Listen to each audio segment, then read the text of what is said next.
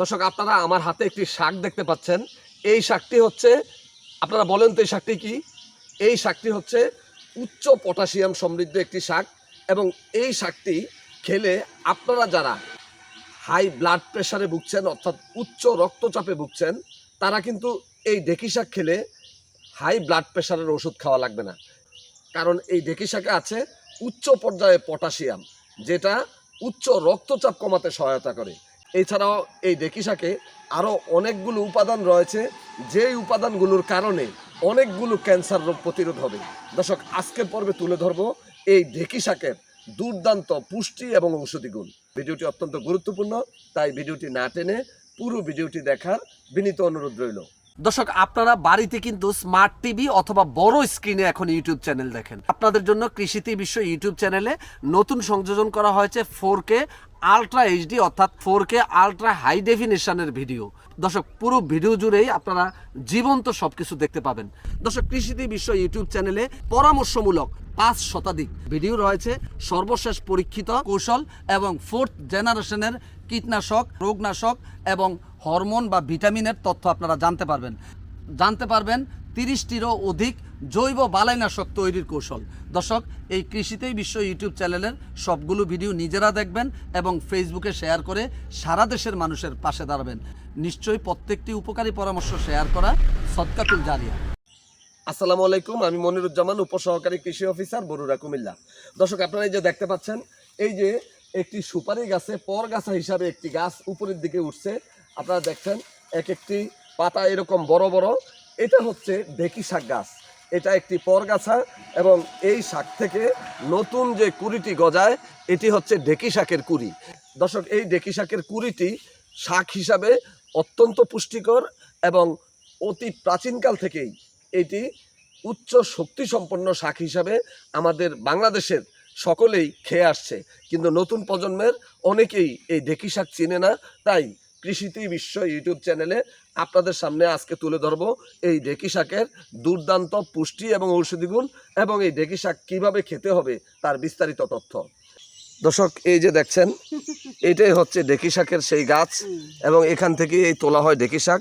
যেই গাছটি, এটা হচ্ছে গাছ না, এই গাছটি হচ্ছে বড় হলে এরকম হয়, এবং এখান থেকে যে নতুন কুড়িটি গজায় সেটিই কিন্তু শাক হিসাবে খাওয়া হয়।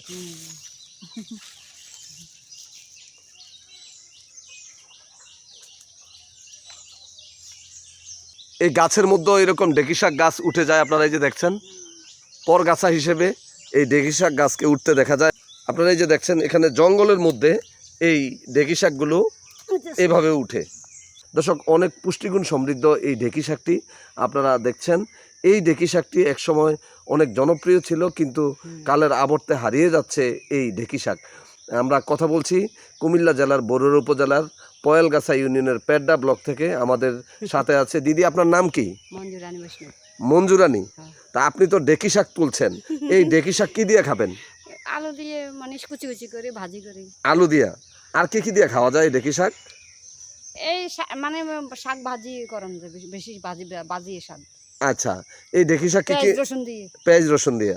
আচ্ছা, এই ঢেঁকি শাক কি কিনতে পাওয়া যায়? হ্যাঁ, যা পাওয়া যায়। আচ্ছা, কত টাকা কেজি এই ঢেঁকি শাক? দাদা, এটা তো আমি জানি না কেজি কত এবার। তো 50 টাকা এরকম হইব, নয় অত 20-30 টাকা হইব। আচ্ছা, এটার মধ্যে তো একটা আগাছা আছে, সেটা কি রকম? আমি তো দেখলাম যে সেটা হচ্ছে সবুজ, সবুজ এরকম কালার, এরকম কালার হবে।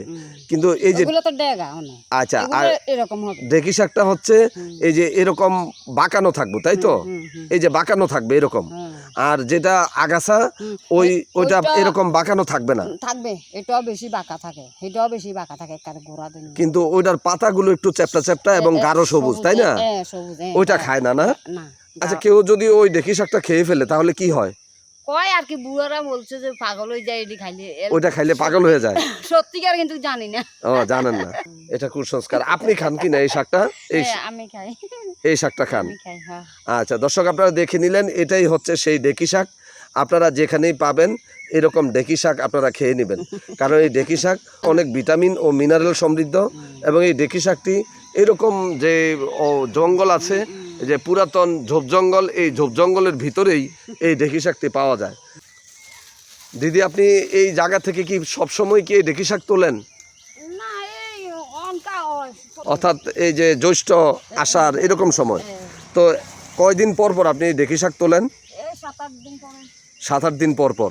এই একবারে এখান থেকে কি কত কেজি ঢেঁকি শাক পান? না অল্প এই ধর না আদে যা হাওয়া এরকম আছে। এই যা পাতলা। যা ঢেঁকি শাক তোলেন এটা কি আপনি নিজে খান নাকি না বিক্রিও করেন? না না আমি খাই। আপনি নিজেই খান। এগুলা কি বিক্রি করবে? এটা কি অল্প বেশি হইলে না বিক্রি করা যায়? আচ্ছা দর্শক আপনারা দেখে নিচ্ছেন এইরকম ঢেঁকি শাক গাছ, আপনারা অসংখ্য গাছ এখানে গজিয়েছে। এইখান থেকে প্রতি সপ্তাহে একবার করে এই ঢেঁকি শাক তোলা যায়। চলুন দর্শক আমরা এখন জেনে নেই এই ঢেঁকি শাকে কোন কোন পুষ্টি উপাদান কি কি পরিমাণে রয়েছে।